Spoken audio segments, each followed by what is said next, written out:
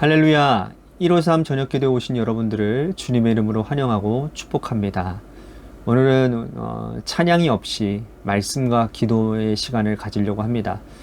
그 이유는 제가 허리에 이상이 좀 생겨갔습니다. 그래서 오랫동안 서서 이렇게 찬양을 인도하고 그런 일들이 참 어려울 것 같습니다. 오늘은 하루 종일 침 맞으러 다니고 갔다 온 이후로는 침대에 누워서 계속 있었거든요. 그래서 허리가 지금 많이 아픈 가운데 있습니다. 여러분들 기도 많이 해주시고 또한 여러분들에게 송구한 것은 목회자가 이렇게 몸이 아픈 모습을 보이면은 덕이 되지 못하는데 그러한 점 여러분들 용서해 주시고 이해해 주시고 기도해 주시면 좋을 것 같습니다. 오늘 우리에게 주신 하나님의 말씀은 야고보서 5장 1절에서 9절 말씀까지입니다. 우리 같이 한 목소리로 다 함께 봉독하도록 하겠습니다. 시작. 들으라 부한자들아, 너희에게 임할 고생으로 말미암아 울고 통곡하라.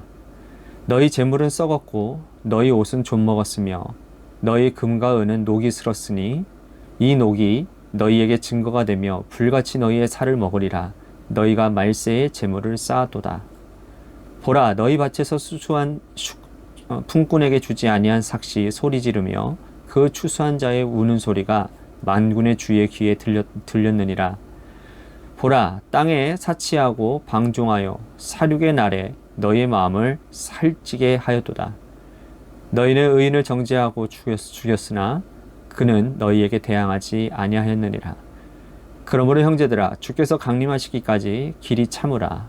보라, 농부가 땅에서 나는 귀한 열매를 바라고 길이 참아 이른 비와 늦은 비를 기다리나니 너희도 길이 참고 마음을 굳건하게 하라. 주의 강림이 가까우니라. 형제들아, 서로 원망하지 말라. 그리하여야 심판을 면하리라. 보라, 심판주가 문 밖에 서 계시느니라. 아멘. 회사는요, 연말이 되고 또 월말이 되면 아주 바쁘고 분주합니다. 결산을 해야 되기 때문에 그렇죠. 월말, 분기말, 연말이 되면 해결해야 될 것들, 또 정리해야 될 것들이 굉장히 많아서 눈코 뜰 새도 없이 바쁩니다. 학생들도 마찬가지죠. 중학교 3학년, 고등학교 3학년, 또 대학교 4학년 되면 몹시 바쁩니다. 진학을 위해서 준비해야 되고 또 입시를 앞두고 준비해야 되기 때문에 그렇죠. 취업을 위해서 준비해야 되기 때문에 그러든 그때가 아주 신경이 곤두서고 인생의 모든 것을 걸 만큼 굉장히 바쁘고 또한 분주한 시절이라고 할 수 있습니다. 같은 논리로 본다면 우리는 인생을 정리하는 마지막이 가장 분주하고 바쁠 것이라는 생각이 듭니다. 이 땅에 적신으로 왔다가 하나님의 은혜로 하나님께서 우리에게 물질도 주시고 사랑하는 자도 주시고 여러 관계도 허락해 주셨습니다. 그런데 이제는 그 모든 것들을 다 정리하고 떠날 기약 가까이 오면 우리 인생의 마지막이 굉장히 바쁘고 분주해야 합니다. 그런데 문제는 그 어느 누구도 자신이 떠날 시각을 모른다는 데 있다라는 거예요. 만약에 우리가 언제까지 우리의 인생이 마지막이다라는 사실을 깨닫고 있다면, 알 수만 있다면 우리는 그 마지막을 정리할 수 있을 텐데, 그런데 그 누구도 자신의 인생의 마지막에 알 길이 없다라는 것입니다. 그래서 주님 말씀하십니다. 항상 깨어 있으라고, 종말 의식을 가지고 살아가라고 말씀을 하시죠. 누구도 그 마지막의 때를 모르기 때문에 항상 깨어서 언제가 너의 마지막이 될지 모르니 항상 준비하고 예수님께서 오시는 그날을 기억하고 기대하고 살라라고 말씀하고 있습니다. 오늘 야고보 사도는 우리 인생의 마지막에 세상의 종말이 다가올 때 말세를 어떻게 살아가야 되는지에 대해서 말씀하고 있습니다. 자, 다시 2절과 3절 말씀 보도록 하겠습니다. 너희 재물은 썩었고 너희 옷은 좀먹었으며 너희 금과 은은 녹이 슬었으니 이 녹이 너희에게 증거가 되며 불같이 너희의 살을 먹으리라. 너희가 말세의 재물을 쌓았도다. 자, 먼저 부자들에게 하시는 말씀이에요. 너희가 재물을 쌓았대요. 그런데 단순히 재물만 쌓아두었기 때문에 부자들을 책망하는 게 아니라는 겁니다. 말세의 부자들이 제대로 살지 않았기 때문에 그들의 금과 은은 녹이 슬었고 재물은 썩었으며 옷은 좀먹었다고 말씀을 합니다. 자, 도대체 부자들의 잘못이 무엇이기 때문에 이렇게 책망하고 있을까요? 자, 4절과 5절 말씀 보십시오. 보라, 너희 밭에서 추수한 품꾼에게 주지 아니한 삭시 소리 지르며 그 추수한 자의 우는 소리가 만군의 주의 귀에 들렸느니라. 너희가 땅에서 사치하고 방종하여 살육의 날에 너희 마음을 살찌게 하였도다. 자, 부자들이 마땅히 지불해야 될 그 삭을 지불하지 않았기 때문이라는 겁니다. 추수한 일꾼들에게 당연히 임금을 지불해야 됐는데 그렇게 하지 않았다라는 거예요. 그리고 그들은 부자로 살며 호의호식하며 살고 자신을 살찌우게 하고 배부르게 살았다라는 거예요. 하나님 말세에 이러한 부자들에게 화가 있을 것이라고 아주 강하게 책망하고 계시는 걸 볼 수 있습니다. 자, 우리가 지금 누리고 있는 부자로서 살아가는 이 삶이 온전히 자신의 노력과 하나님의 은혜가 된 것이 아니고 누군가를 착복하고 누군가를 착취해서 이룬 부라면 하나님은 그 부자 오래가지 못하게 하실 거라고 책망하고 있는 겁니다. 그리스도인들은 특별히 하나님께서 우리들에게 주신 물질을 성실하게 제대로 이루며 살아가야 된다라고 강조하고 있습니다.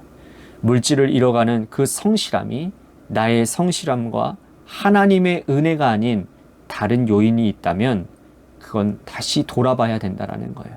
그렇지 않으면 화를 당할 수 있다라는 거죠. 누군가의 피눈물로, 누군가의 피와 땀으로 지금까지 누리고 있는 것들을 그거는 하나님이 그것을 거두어 간다면, 그것을 갈취해 간다면 하나님 그냥 두지 않으신다라는 겁니다. 언제나 이 세상에 종말이 올지, 언제 내가 이 땅에서 생명을 다하고 하나님 앞에 갈지는 모르지만 이 시기에 우리들이 누리고 있는 이 부에, 우리들이 누리고 있는 이 물질에 이 모든 과정과 결과를 주목하시고 혹시 잘못된 것이 있다면 돌이키라라는 말씀을 하고 있는 겁니다. 야고보 사도는 부자들에게 이 부분을 명백히 하면서 깨끗하게 하라고 권면하고 있습니다. 이제는 일반적인 성도들에게도 종말을 준비하라고 이렇게 말씀을 전하고 있습니다. 7절과 8절 보십시오. 그러므로 형제들아, 주께서 강림하시기까지 길이 참으라. 보라, 농부가 땅에서 나는 귀한 열매를 바라고 길이 참아 이른 비와 늦은 비를 기다리나니 너희도 길이 참고 마음을 굳건하게 하라. 주의 강림이 가까우니라. 자, 일반 성도들에게 오래 참으라, 길이 참으라 말씀하셨습니다. 그런데 무엇을 참아야 될지 구체적으로 언급하고 있지 않습니다. 자, 왜 구체적으로 말씀하지 않았느냐? 우리가 이 세상을 참아야 될 것들이 여러분 한두 가지입니까? 아니잖아요. 악한 사람에 대해서도 참아야 되고 불의한 권력에 대해서도 참아야 되고요. 그리고 인간관계를 맺다 보면 하루에도 참아야 될 것들이 한두 가지가 아닙니다. 수십 가지, 수백 가지가 넘기 때문에 길이 참으라 이 한 말씀으로 우리 인생이 참아야 될 모든 것들을 다 포함시키고 있다는 거죠. 특히 예수 믿는 사람들, 믿음의 사람들이 원수에 대해서 참아야 될 이유가 얼마나 많이 있는지 모릅니다. 살아가다 보면 여러분 원수 맺는 일이 왜 없겠습니까? 나를 힘들게 하고 나를 부당하게 만들고 억울한 일을 당하게 만드는 일들 여러분 얼마나 많습니까? 그럼에도 불구하고 그 일들 가운데서 길이 참으라고 말씀을 하십니다. 이유는 뭡니까? 그것은 두 가지 이유가 있습니다. 첫 번째는 우리 자신을 위해서라는 거예요. 우리가 원수를 갚기 위해서는 내가 원수보다 조금 더 악해져야 됩니다. 원수만큼 악해져서는 곤란해요. 원수와 똑같이 악해져도 여러분 원수를 제대로 갚을 수 없습니다. 원수보다 조금 더 악해져야 그때 더 독한 마음을 먹고 원수를 갚을 수 있는 것입니다. 그것은 결국은 나를 파괴하는 행위인 것이죠. 내가 원수를 갚기 위해서 내가 조금 더 악해지고 악한 마음을 품고 악한 행동을 하면 예수님께서 곧 오시면 우리가 그 원수 갚는 마음을 가지고 주님을 어떻게 배울 수 있을까요? 종말 때가 되면 주님이 오시면 우리가 원수 갚겠다는 그 마음조차 부질없는 마음임을 우리가 곧 하나님 나라 가게 될 그날 속히 다가오면 원수 갚는 것보다 훨씬 해야 될 많은 일들이 있음을 깨닫게 될 것입니다. 또한 우리가 원수 갚는 일을 하지 말아야 될 또 다른 이유는 뭐냐 하면 하나님께서 내 원수를 갚아주시기 때문이라는 겁니다. 성경에 보면 믿음의 백성들이 원수를 맺고 있으면 하나님이 직접 그 원수 갚는 일을 대신해 주십니다. 나를 위해 그렇게 해주신다라는 거예요. 하나님께서 대신 갚아주시는 일을 내가 하는 것은 하나님의 영역을 침범하는 일이라는 거죠. 그러므로 나를 힘들게 하고 어렵게 하는 사람, 어렵게 하는 관계가 있다 하더라도 내가 더 악해질 수 있기 때문에 하나님께서 그 원수 갚는 일을 반드시 대신해 주실 것이기 때문에 우리는 종말의 때에 그보다 더 급한 일을 해야 된다라는 겁니다.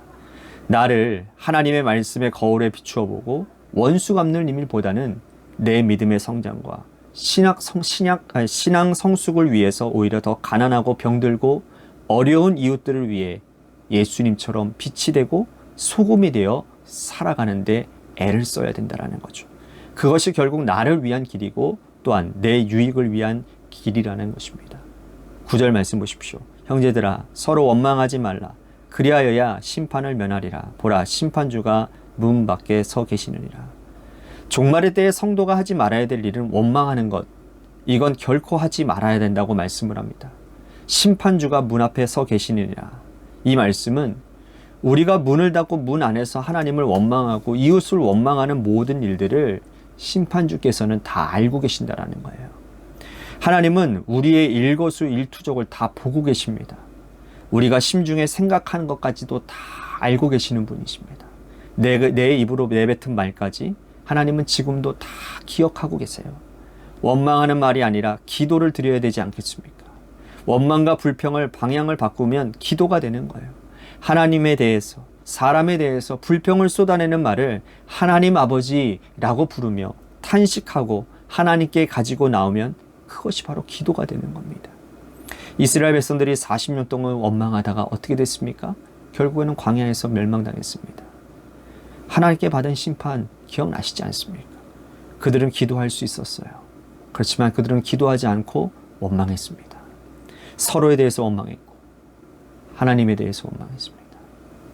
이제 우리가 종말의 때를 살아가면서 심판주가 문 앞에 서서 내가 하는 말을 모두 다 듣고 계신다라는 이 사실을 기억한다면 오늘 우리들의 삶의 원망, 불평 모든 것들이 다 바뀌어 기도가 되어야 되지 않겠습니까? 오늘 이 자리에도 우리는 기도하기 위해 올라와 있죠. 원망하고 싶은 것 간절하게 기도로 다 토해내시고 하나님께서 우리의 기도를 받으시고 응답하시는 귀한 축복을 함께 누리는 시간이 되기를 바라겠습니다. 종말의 때에 우리가 어떻게 살아야 될지 오늘 말씀 생각하면서 여러분들이 같이 함께 기도하며 나아갔으면 좋겠고요. 또 한 가지 우리 같이 기도할 것은 하나님께서 세워주신 몸된 교회를 위해서 기도합니다. 지난주 주일 예배 후에 당회를 위한 준비위원회가 잘 은혜 가운데 마쳐졌습니다. 이 모든 것이 하나님의 은혜임을 고백하며 정말 은혜롭게 잘 마쳐졌는데요. 이제는 25일 날 당회와 구역회가 있습니다. 그 모든 하나님 회의 가운데 하나님의 은혜가 있게 하시고 하나님 모든 회의 가운데 투명하고 또 하나님이 기뻐하실 만한 그런 모든 결론들이 맺어지고 또 합의되어지고 또 계획을 세우는 그러한 은혜로운 시간들이 될 수 있도록 우리 당회와 구역회를 위해서 기도해 주시고 또한 재개발 가운데 놓여져 있는 우리 관악교회를 위해서 또한 저를 위해서 저의 건강을 위해서도 기도해 주시기를 바라겠습니다. 마지막으로 육신의 질병으로 고통당하는 우리 성도님들이 있습니다. 그 성도님들을 위해서도 기도해 주시고 여러분들의 삶의 자리와 특히나 자녀들을 위해서 여러분들 꼭 기도해 주시기를 바랍니다. 이 시간 노래 끝날 때까지 우리 함께 하나님 앞에 기도하며 나아가도록 하겠습니다. 기도하시겠습니다.